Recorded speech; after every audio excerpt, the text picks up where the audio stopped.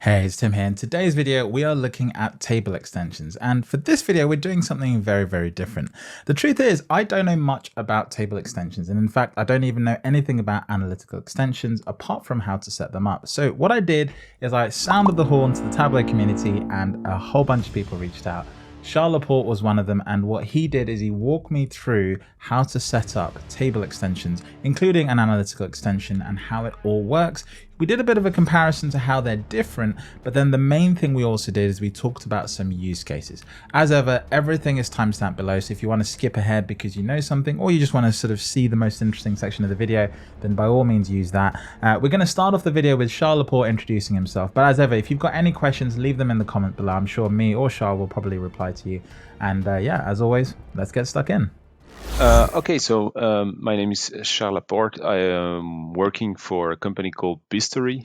We are a Tableau partner, and I'm an analytics consultant. So my day-to-day job is go into Tableau and help people get the best out of their Tableau experience as well. And that goes from training, but mostly support and yeah, dashboarding. And I love to work in Tableau, and I love to work with other programming language like Python and R. So table extension is really something I was looking forward to. Yeah, I guess like you've used, I assume you've used analytics extensions already. It might be worth, for everyone's benefit, just explaining the difference between the way analytics extensions worked before with calculations and why it's different with table extensions. Yep. So before, when Tableau released their first analytics extension, you could already connect to Python using the TabPy library. It's not called library in Python; it's called module or package. I don't remember, but Right.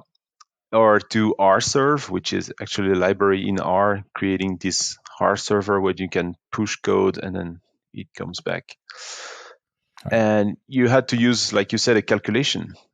So if you're in Tableau, you might remember that you have those script underscore something calculation, which are table calculation that allows you to send some code towards an analytic extension, and then it comes back as data. Right. The good side of it is that you could do advanced analytics. So, for instance, you could deploy a very complex model where, for instance, you analyze data, and I think Tableau had a very good example with cancer data. So I think it was breast cancer data, and you could, through parameter, you could enter some data, and it would return the probability of cancer or not. Right. And that was through a deploy model on TabPy. The downside of this is that we are talking about table calculations. So if you remember correctly, table calculations need to be computed following a certain scope and certain direction. So it needs to go on disaggregated data. And that's why, for instance, if I request my model to return the p-value, it would return the p-value for each of my points in my view, which sometimes is not not the best way not the to do entire it. data set. Right. No. Interesting. Okay. So that's the start of analytics. That's super useful. Yeah, that's the start of the analytics extension, and then it evolved straight into Tableau with more calculations. I don't know if you know about the model calculations. That actually also allows you to kind of get more information about your model. And then they released the analytics extension API. Right. Which actually allows you to use almost any programming language to create models and advanced analytics. I got that. So they built TabPy. There's the is R part of MATLAB, or is MATLAB's completely separate? MATLAB is completely separate. So R is the statistical programming language that was founded a couple of years ago already by a teacher in New Zealand, and now it has a pretty big community within the statistical world. I don't know if you know a company that previously was called RStudio. They recently changed name to POSIT. Well, I They see. Okay. they are pretty strong in the R community, and they're actually the main IDE for R. And now they are trying to integrate Python users as well, because I don't know if you are aware of this Python versus R fight going on. Yeah. Yeah, there's always a fight between it. Someone will say, "Oh, Python versus I don't know, and any other program, right?" Yeah, well, if you go into the programmer world, people will say, C# is better than Python, and then Python user will say Python is better than R, and then R user will say, look, Yeah, I'm using R and Python, so I don't care. I think something that's true with both R and Python is that they do rely on modules. So these are sort of packages that have been built specifically for the languages to make it easy to do certain things just using a function, right? Exactly. So as you go along with programming, you realize that at some point you are repeating some tasks. And that's where the package comes handy, because people just said, okay, instead of doing your linear regression over and over and then do all those steps, actually we can create one function that just take up your data frame and then returns you all the results. Right. And actually there is a rule of thumb for that we could somehow apply to Tableau as well. Like if you are doing things 3 times or more than 3 times in your code, it's time to write a function. Right. So Yeah. That's actually true, right? We try and write calculations like templates. Sometimes we try and think I've seen a few people write workbooks with pre-done calculations, yep. right? And I think many features in the Tableau ideas page are can I have my snippets saved somewhere, right? So that you don't have to keep writing the same if this then that calculation, right? So yeah, I it's would love that something the for tablet date, can learn from. yeah. I would love that for date calculations, because many times you get Oh this yeah, request on, exactly. oh yeah, I want to have this year to date calculation depending on a parameter, and then you start to mess up your mind or run. Now, at this point, it's probably worth explaining the term extension because Tableau has recently started using terms everywhere. So let's start right from the top. Anytime you hear the term extension in Tableau, it simply means a capability that goes beyond the native capability of Tableau itself. So you might have heard of dashboard extensions. They're designed to help you build functionality that Tableau don't build themselves and add it to your dashboard. You might also have heard of analytic extensions. Those are essentially capabilities that allow you to add another analytical component, in this case, R, Python, MATLAB, or any other analytical service. And what that does is allows Tableau to send calculations to that service. That's essentially how analytics extensions work. Now, table extensions require an analytical extensions, but the difference with the table extension is it changes the way the data model in the table works when you bring a piece of data in. It essentially happens at the point of connection. So it's an extension because it changes the way you connect to data. It allows you to go beyond what Tableau can already connect to, either by calling an API or by specifically calling a particular analytical function from an analytics extension. But the really powerful thing here is it does it at the point of connection, and you can also append it or add it to a data model for a live connection, which means it works in real time alongside your data set. So you can in real time call APIs as your data changes. And so it's a really, really powerful capability. I thought it was just worth clarifying that before we carry on, so you're absolutely clear about all the different extension types we have in Tableau. Okay, let's hop back in. Yeah, to me, I think the offering of advanced analytics in Tableau doesn't really target the people that will make machine learning in production. I think we are touching to people that are doing ad hoc analysis within through Tableau, and then at some point they are thinking, okay, well, I want to confirm that hypothesis with a statistical test, which I cannot do directly in Tableau. So I can get help from R or Python. And the good advantage of table extension is that before, like we said, it would return from a table calculation, and right now you can actually put it back into a table, a data frame, and you can either choose to put it back as a new field in your data or a new table.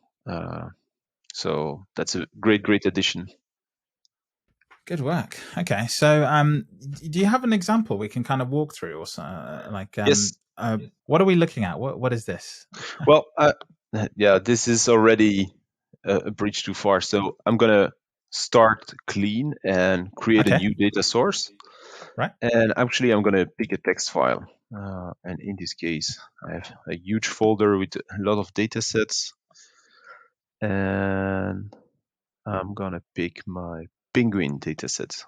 It's actually something, if you know Bistory, we love penguins. And I don't know if I you did not know. know that. Well, no, you know. And there are Now I actually know. funny stories about it. So All right. penguin data Do you sets. have a mascot? Yeah, we have a mascot actually for that as well. It doesn't show off in the outside world, but internally we are very proud of it. Internally, there's a mascot. All right. Okay. Yeah. Good work. So here we have our penguin datasets. So it's a famous dataset. It's actually very famous in the R community. It's about Palmer penguins, so a study made about penguins in the now South Pole. Sorry. So you have different species from different islands, and it's actually all Adelie penguins. And they collected data about their bill and their flippers and their body mass. And what we want to do here, we want to create a linear model that could help us to understand the relationship between the flipper length and the body mass. Of course, what you can do is just go into Tableau, create a scatter plot where we have our flipper length and body mass. And yeah, I need to disaggregate. So there we go. We have our scatter plot. I can just put a trend line and that's it. And now we know, okay, we have a pretty confident, we have quite high R squared. So that tells us that, or the model that we have built now with this trend line accounts for 75% of the variance that we see in the data. So pretty good. And if you want to speak about correlation, well, you can clearly see that there is a positive correlation here with this data. But what if we really want to check the assumption of this linear model? So I don't know if you know, but you have actually 4 assumptions behind linear regression. And one is very important is we shouldn't see any trends between residual and fitted values. So it should be a random dot cloud.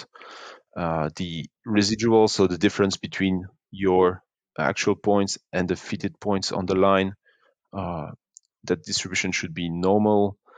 And those kind of assumptions you cannot directly check in Tableau. Of course, you can make hypotheses. I could easily calculate the difference between my actual value and the fitted value of the model because I have the equation here. But yeah, that's some extra steps. And that's where table extension comes in very handy. So let's go back to our data source page. And as you may have seen in the latest version of Tableau, we have table extensions. So I'm going to remove my penguin table and I'm going to pull up table extensions. And the first thing I'm going to do is follow Tableau's instruction. I'm going to drag a table here. So I'm going to look for my penguin file, put it here. One really important point, set your analytics connection. So if you go through the Alt menu, setting performance, manage analytic extension, I already set up front. So through my command line, I open R and I use this command, rserve, : rserve, parentheses. And now my rserve is running and I can test it here. It should return a successfully connection. Yes. So I can save and close this. Is that what you've got in the command line? Is it just is it something you trigger, or how did you start that up? Yeah. So Rserve is a specific library of R. So I could have started RStudio. So I have RStudio here. I could have started RStudio and load the library and then run the command rserve. Usually what I do, I just trigger it through the command line.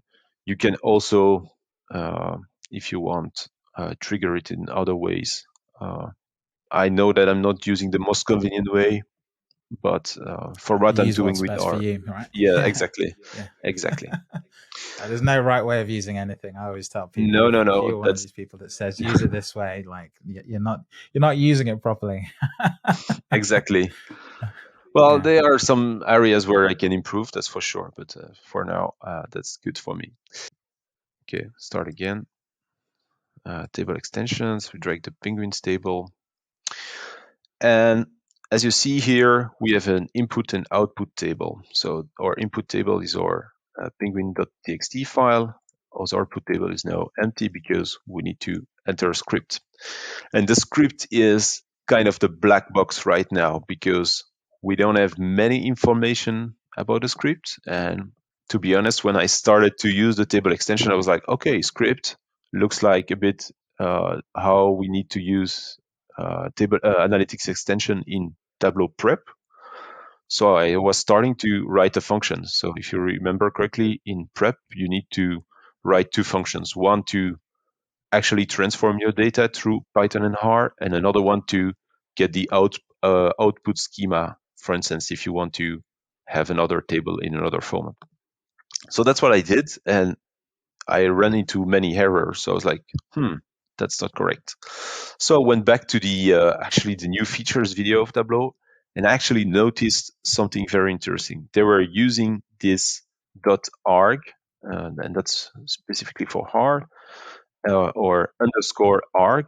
And if you remember correctly, in the script calculation, that's how you could call your field from your data source. So starting from there, I said, okay, well, let's just type .arg1 and see what happens. So if I click on apply, normally it should trigger something. Yes, processing the request. And you will see that actually Tableau normally will return my whole penguin table. So that's one way to interact. So if I go to output table now, I have my data just returns back. everything. Yeah, Okay. it returns So everything. when you set arg1 and then you ran the script, what happened is arg1 is just a variable, I assume, right? Yeah, so From your data set. how I interpret it is we are telling her arg1 is my table within my table extension. So I'm telling her, look, print penguin.txt. Exactly. Basically, Yeah. that's what it's happening. And it's grabbing the data, Exactly. processing, doing nothing to it, and returning it Exactly. back. It's just grabbing. So, for instance, for now, if I'm saying, okay, I want to return a specific column in R, if you use the dollar sign next to your data, and I do body mass in gram, and I click apply, normally it should return only one column.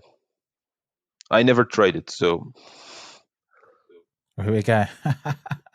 Living life on the edge. okay, doesn't work. Okay, and I know why.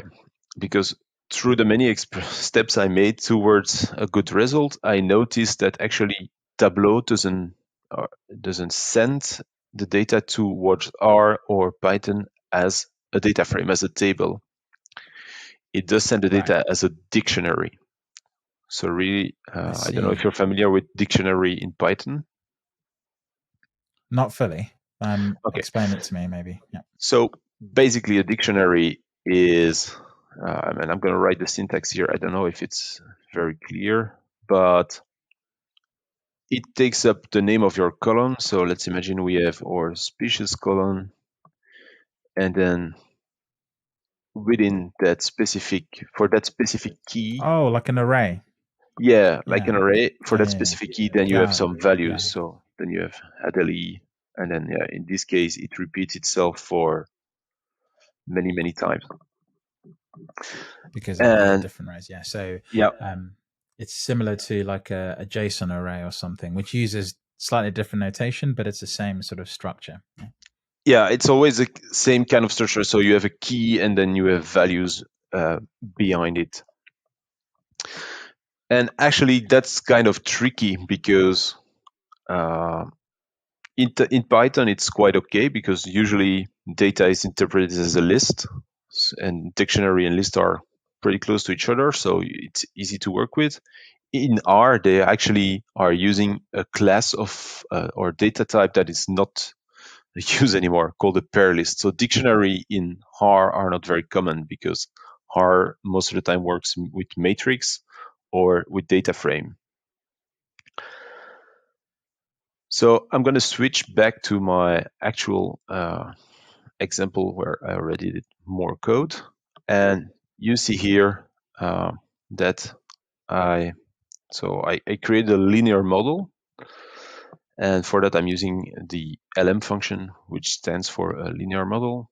And if you look at the data, I actually convert it first. So what I do is I first convert my arg1 to a list, because R doesn't interpret for the LM function. You need to use a data frame or a list. So I first use it, convert as a list, and then I decided to convert as a data frame because in all the steps I made, I realized that that might be the most convenient. And then I saved everything under my model. And from there, I cannot use the model object directly because it doesn't return a data frame. It returns um, an object of class model, which is not interpretable directly in Tableau. And I'm actually loading another library called Broom. And the Broom library actually allows you to return two things. So you have two main functions. You have the augment function, which allows you to retrieve the fields that you are using in your calculation. So in this case, I'm trying to predict body mass from flipper length and gender or sex. And the augment will return me a data frame where I have those three columns plus the fitted values plus the residual. So really all the information, and you can see here all the information I could get from my model, which will be very useful when I want to build a visualization based on my model. Then if we go a little bit down, I added some more code to retrieve something else. I will come to that later. And in the end, I'm actually returning a data frame. And that's something I asked to Tableau as well because it's a bit cryptic to me. But somehow when you're working with Python, you need to go back to a dictionary. But in R, sometimes data frame work directly. So it's something I dropped the question at Tableau, like, okay, what's going on there? Yeah, they said documentation was coming soon enough, so I I hope. was gonna say the documentation is kind of tough in this space, isn't it? Because you have to work on assumptions and little snippets from videos, right? Yes. Well, to be honest, I think if you're part of the data dev community, I think they hosted a couple of sessions about it. But beside that, Right, if you read the Tableau help, it's pretty empty at the moment. And right. I So think for the tip people, is to engage in the community. yeah, I think the best tip would be to engage the community. And honestly, that's what I've been doing the last couple of days. I've seen some people asking around, like, okay, what do I need to do with this? Because I want to use it. And I've seen some example from Tableau where they have actually pretty cool example. And I think in the feature video, they are actually using sentiment analysis for tweets, which is super great to do. But if you don't know I, the syntax of the script, you are quite blocked. So if we go back to my example with the penguin model, so now I have this data frame with, so if I go to the output with all my statistics around my model, so I have my data here, and then I have my residuals, and I can start actually already to build some visualization. So I did here. So I created this scatter plot using body mass and flipper length, and then I created a dual axis with a fitted value so I could return those trend lines. that's very cool. And And so actually, the value of this is, yeah, go on. yeah. So what I was going to say, actually, at this point, what you see here, you could already do it with the previous version of the analytics extension in Tableau. So using the script calculation, I could easily return a fitted column where I could use to make a scatter plot and draw a trend line on it. So no, it's just another way. It's just instead of having one array of data, I have actually a table behind it. Is this faster because it's not having to do it every time it loads the chart? So it's pre-computed in the data set. Is that a performance benefit? That's a question I'm actually asking myself every time I'm using it, because the first time I tried it was super, super slow. And I used it through Rserve on my local machine. I use it through TabPy on my local machine, and I used it as well with a TabPy instance that I have on Heroku. And yeah, well, performance is really variable. Like sometimes with the Heroku instance, it went super fast. Sometimes with the local Rserve, it went super slow. The thing I notice is, and you didn't see it because I opened the workbook before, is if your analytics extension is not running, the workbook will open blank. And even if you trigger the analytics section and you go through the help menu to set it up, it will remain blank. So you really need to go back to the data source, click apply on the script, and then the data will appear. But I guess, yeah, that's pretty new as well for Tableau. Yeah, they probably need to work on that kind of improvement, because you would expect that behavior to be affected by the pause and the play button that we have in the interface at the top, right? Exactly. Rather than having to go back to the data connection. Yeah. Yes.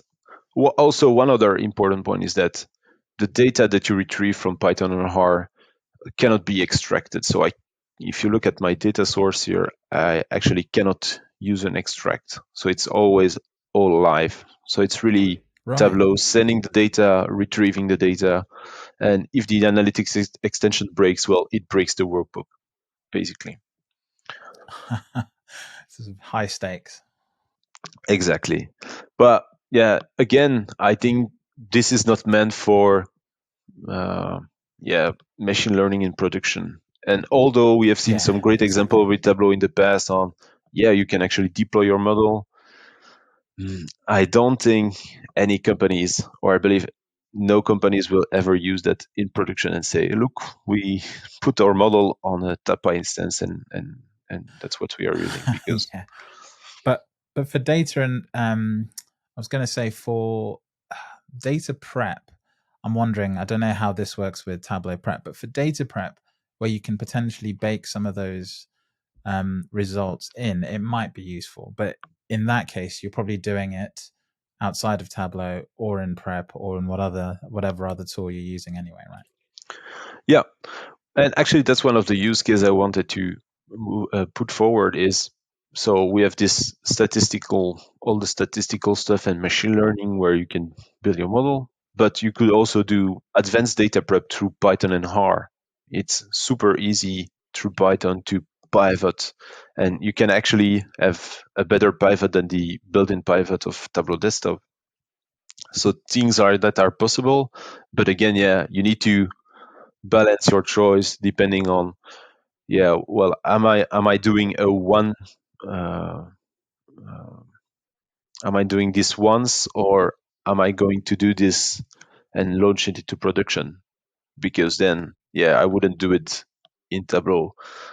But let's say you want to make a Sankey chart and you need to union your data with himself, and you don't want to use the data model for some XY reason, and you want to use the analytics extension. Well, that's a good use case as well.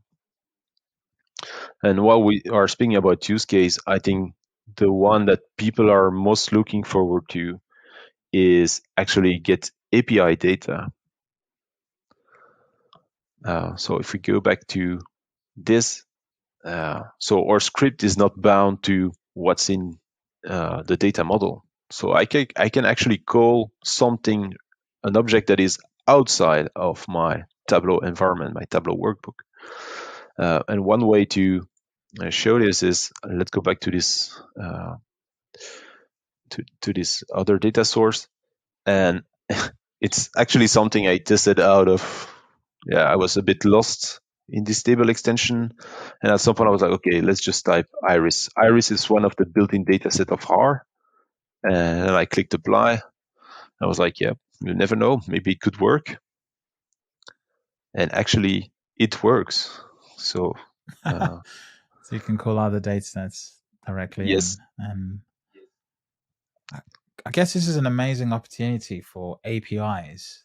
yes, An example I've seen that the Tableau shared with me was, calling the YouTube API to go get statistics from YouTube. Another one was Google Search. So you've got some terms in your data set, and you want to go search the most commonly searched related terms for marketing purposes. So you can then build a dashboard on, which terms to go and bid for, and how much they cost. That kind of stuff would be phenomenal, because at the moment, there's still not an easy way to do that, right? And this would lend itself, I guess, to would this be an ad hoc capability? It wouldn't be something you'd put in production, but potentially for someone who's more of a data scientist using a lot of tools, this could be a nice way for them to sort of build a picture to share with people, right?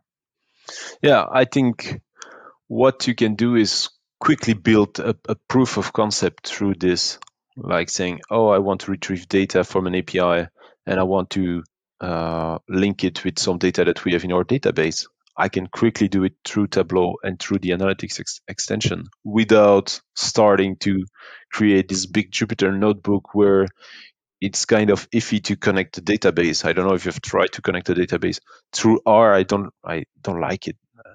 That's why I like Tableau. It's just, oh, I need to connect to a database. Well, it's just new data source. I just pick my DB in the list, and that's it. While in R, I have to start to type a connection string, and then username, password. So to me, this is the best of the two, especially like in case of you want to build a quick proof of concept. You want to prove something quickly by, oh, I want to link a database or a data set with my API data. That goes super quick. And certainly, I think API is something that I hear more and more also from clients, but also from other people within the community, where they are saying, "Wow, we are missing this API connector in Tableau." This Uh, connector, yeah. and of course, you can Everyone use, thinks their connector is special, yeah. yeah, yeah, exactly. And you have, of course, the Web Data Connector 3.0, which allows you now to actually, so before you had to use a web server to host that connector. Apparently, no, you don't even need the web server. So I think we are getting closer to this API connector, but in the meantime, yeah, we are working. This is a nice way, and I don't have an example right now because I actually have one example. Sorry. So if I go to my data dev instance, I made this useless fact dashboard. So you have a useless fact API, which is a very simple API that returns a fact, a new fact every time you refresh it. And it's very easy to interpret. So with the minimum Python code I could write, I could retrieve it, and I decided to make a dashboard. Forgot my site, of course. This happens to me every time. Yes, I yes. programmed a shortcut to And remember my online instance URL. that's the thing. This is so when you subscribe to the data dev community, you get a Tableau site on Tableau Cloud, and yeah, I chose this very long name, Bistory Charles Laporte Dev, and then they added this With dev a number or something, with yeah. a number, and yeah, I cannot remember it. No one So remembers that. let's go to my test. Yeah, my naming convention is really bad. I'm sorry for that. It's called test, and then you have sheet and Everything dashboard. is a test until it's final v3, yeah. Exactly. And in this case, what I did, I used the table extension directly on Tableau Cloud because that's where it was. It was actually deployed before the release of 2020.3. So you could already use the table extension in Tableau Cloud, and that's what I did. And normally, a useless fact should appear in a couple of seconds. Oh, here we go. Hershey's Kisses are called that because the machine that makes them looks like it's kissing the conveyor belt. Useless fact. I did not know that. That's a great fact. Well, it's a great API to. It's actually I was starting to look into APIs, and some person was sharing, okay, those are the easiest API you can use, and this one was like, yeah, it's super easy. It just returns the facts as text, timestamp, and that's it. And it's very easy to interpret. And actually, if we look into the workbook itself, so let's use a little bit web authoring. Now we go to the data source, you will see that my Python code is ridiculously short.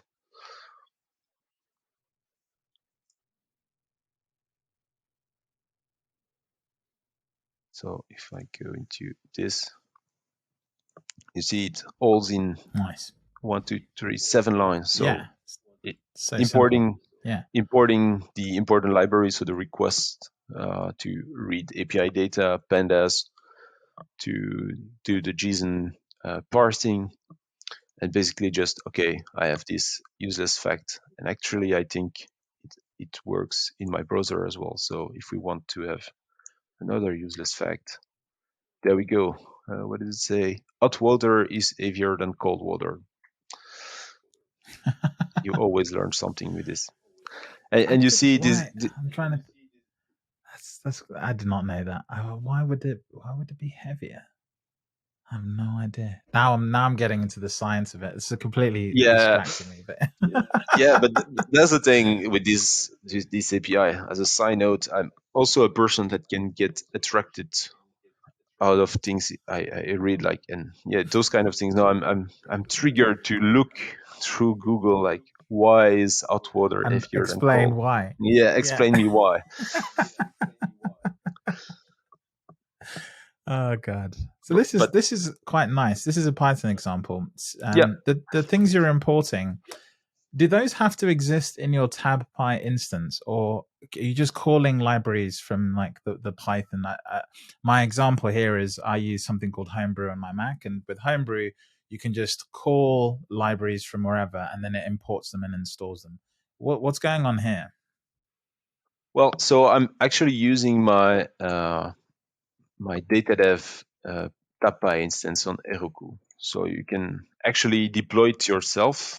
I don't know the limitations actually. It was quite surprising that they would allow me to deploy it for free, but afterwards I discovered that you could also have a free Postgres database on Heroku. That's changed unfortunately recently, but Okay. basically that's there.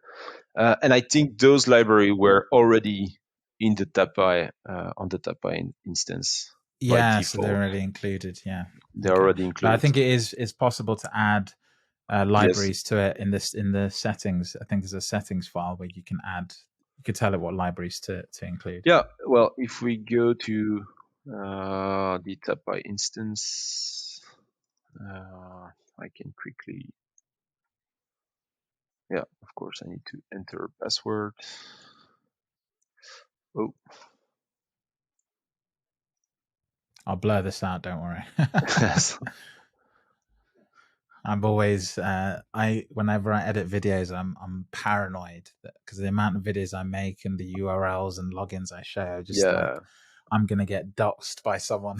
So whenever I edit video, I'm religious about blurring out usernames. Yeah, and but stuff like you're that. right to do so because it's we live in a crazy world and people like to act things. So like what Yeah, they we can are doing here socially with the engineer even just with an yeah email. yeah, and also like people like to do that. That's what we do now with the table extensions. That's what one of my colleagues said. You are really hacking the feature. There is no documentation whatsoever, but you have spent some time just to find out how to use it. Just to find where it works. True. So I was saying, yeah, So if you look at this is that's a TabPy instance running on Heroku, and you see I don't have any deployed models. So that's also something you can do. So if you work from Jupyter Notebook for Python or even through VS Code, what you can do, you have a specific function within the TabPy package that allows you to deploy something. So even if the library doesn't exist right away in your TabPy instance, well, you can actually deploy it. And that is something I never used in the Nice. past. But basically, I could just deploy a function with my useless fact model to make it easier for people Hmm. just here to say, okay, use this, and then it would retrieve the useless fact um, anytime I do Right. it. One important point when you are calling API, and you may have noticed it, is that I don't have data here. So Oh yeah. that's a bit the weird side effect of it. And you have the same in prep, is you need to create a connection to a random file. Here I picked up the global superstore Excel file Right. Yeah. Yeah. just to have this. And Okay, have you? Tableau has a connection, and I can use my table extension. Oh, okay. Yeah, and it's probably worth talking a bit more here because in your R example, you just connected directly to the table extension. But am I correct in thinking you can still use a table extension as part of a data model? So you can relate Yes. whatever you're computing in the table extension to a data model, which then makes it part of your sort of grander picture. Yeah, exactly. So That's amazing. Yeah. if I go back here, I could close this so you see my table extension lives at on the logical layer, and I could just take my Yeah. penguin file and create a relationship between the two. Of course, here it wouldn't work Exactly. Oh, because wow. yeah, Yeah. I loaded the iris table and It's going to uh, try and create like a yeah.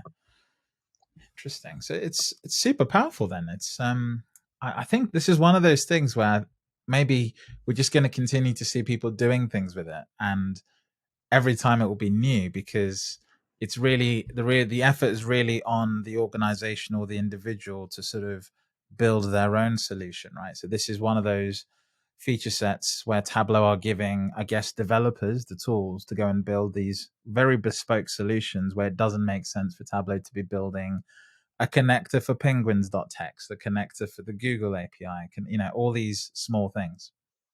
yeah, and I think you know how Tableau has been working on uh, leveraging AI in on the platform. Yeah, We have ask data, we have in a big way. explain Yeah. data, but still those Data remain quite stories. data stories. And now we have data guide, which is not really AI, but help us to understand the full story. And I think this analytics extension still remains a little part of it. I hope that this table extension will actually make it grow a little bit bigger, because yeah, the limitations that we had before with table calculations are not existing anymore with this table extension. Super cool. I'm still waiting for someone to. I don't know if you're aware, but in the preview of 2020.4, there's a new uh, data role called image roles. Okay. And with this capability, I'm waiting for someone to write an API call to Midjourney to create an image based on a description in their data set and then load that image as an image role in Tableau. That will be the demo that I think goes down. Maybe you can build it. That'll be the demo that will blow people's mind because Yeah. that's just one of those sort of full circle platform sort of showcases, right? Yeah. Yeah. Indeed. Yeah. That should be. I'm thinking about it now. That should be possible. Um, something I Yeah, wanted to do. it's just depends. Yeah. Yeah, go on. Sorry. Yeah. Uh, One thing I would like to have here is actually the ability somehow to integrate parameters. Because while I was working Oh on this yes. on this model, wouldn't be great if actually people would be able to change this formula to whatever they want based on the parameter? Because right now it's pretty Oh fixed. yeah. So if I'm the data scientist Yeah. working on this workbook, it's fine. But let's say someone else wants to work the workbook, he needs to go to the data source, write this, run the if we could just Yeah. be in this dashboard I made and just, okay, I want to change uh, the formula and not flipper length and Hmm. sex, but I want only flipper length and bill length, for instance. That could work as well. Yeah. And then it reruns the model, and boom, Yeah, you've got yeah. it. Yeah. Interesting. And in terms of I'm gonna sort of go on a tangent here. Do you work with Snowflake a lot? I personally don't, but I did have a couple of demo of Snowflake. Yes. Yeah. So, the area that I'm sort of interested in is Snowflake also talk a lot about Python and Snowpark, right? So the ability to run Python in the Snowflake platform. And so I wonder, like, is the benefit of doing it in the database is that it's done outside of your workbook, and then your workbook can just call the result, versus this, which is, I guess, more, as you say, like the prototype. You're just trying it out, you're trying to see the outcome, and then once you have the outcome, you move it further back into the stack so that it's done in a more operational, visible way that other tools and other analytics tools can also see. No. Yeah. To me, and that's why I think it's also why those analytics extensions remain quite small in the Tableau world, is that at some point people realize that if you want to launch a model in production, you cannot do it directly in Tableau. You need to go upfront In the uh, workbook. in Yeah. the Yeah. yeah. You need to do it before in the data prep step. And I think this integrate Python to Snowflake is a great addition to that, because uh, it limits the connections towards other services. And to be honest, I Hmm. haven't looked into detail how they do it. Um, but if it's integrated properly, then yeah, you really have an advantage.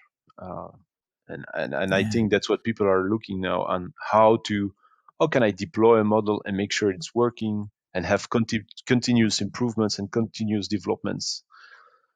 Uh, and yeah, using table extensions doesn't allow this iteration, at least not as easy as it would be in a previous step. Hmm. So the ideal solution then would be that when you connect to data, instead of having to like copy and paste your code in or type your code in, being able to call like a library of code. I think it's called a notebook, right? So be able Yep. to call a notebook where someone has already written code, it's visible to the organization, and if that code changes, your code changes as well. So there's a little bit of version tracking and capability there as well. So that would be sort of a fully integrated sort of way of doing that. Um, but it speaks to this idea. I think we've lost track of this in the community, that Tableau was always about exploration as much as it is about building the dashboard and the final output. And this is a feature to me that I think, yeah, this is like giving you the tools to go out on an expedition and find the insight. And then once you've found it, you can think about how to bring that to more people in a much easier way. But it's a primarily exploratory tool set, right? Yeah, for sure. And linked to what you say, I think explain data is also a major changer in that game as well. Because before, when you were going through exploring your data, you had to combine yourself. Oh, okay, I have this dimension. I want to see if there is a relationship between this dimension with that measure to other dimension, and it would take you quite some time. While now I can just take this point, click on the light bulb, uh, and then here it says, okay, sum of body mass is high. Do you have an explanation for it? Well, actually, yeah, in this case, it doesn't really have a great explanation, but at least you have leads towards a great explanation or a potential Different things to explanation. look for. Yes, Yeah, exactly. Which is yeah, for me a big game changer when you do data exploration. And in a business context, it of course, is. And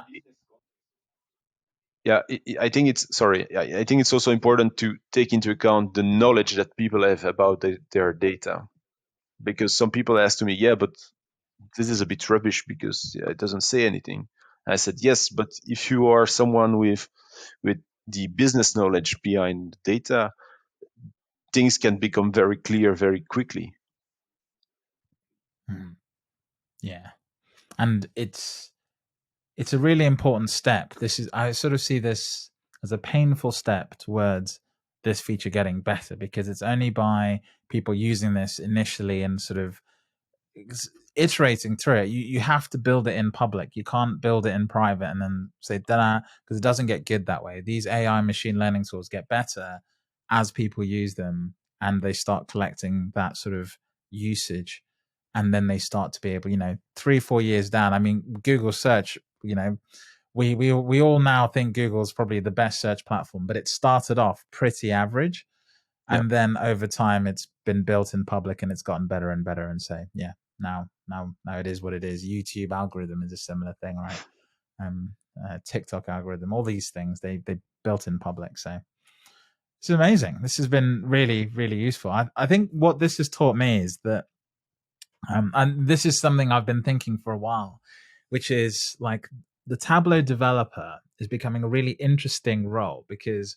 on one side you've got this, what I consider the exploratory sort of person, the person who's sent out to go and find insight.